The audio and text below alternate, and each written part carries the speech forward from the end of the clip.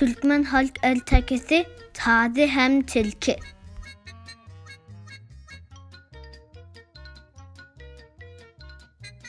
Kadim zamanlarda bir tilki var iken, bu tilki özünden güçlü hayvana duş gelmezken, hemişe özünden ecid hayvanları horlap yürür iken, ol hiç bilgara görmen, öz bolşundan ören gövni hoş bolup, dünyada menin yali özünden gövni hoş hayvan var mı ka?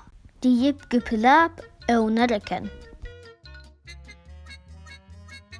Ol şol gezip görüşünü, bir gün beyik bir tepenin üstüne çıkıp, menin şu günler ulasım gelya. Vah, şu vat önümden bir tavşan turup kaçsa, men hem şonu kovup keyipten çıksam deyip arzu eden.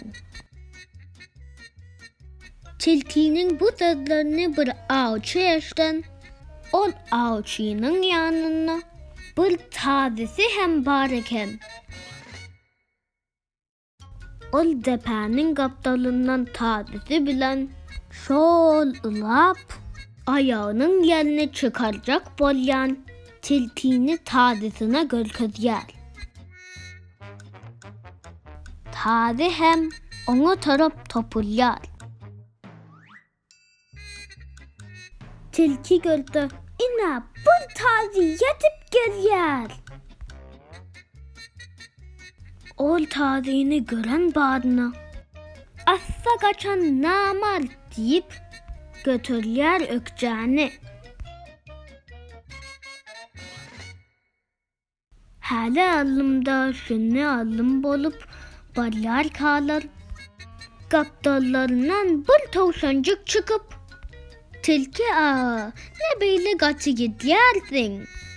Ören ılasın gelip diriyken.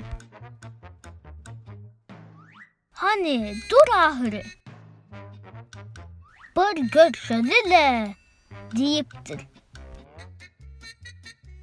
Onunla tilki.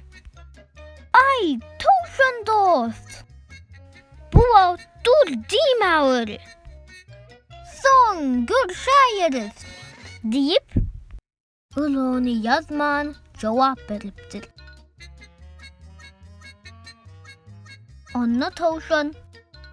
Nerede görüşürkek tilki dost deyip gülümcürep kıyıran.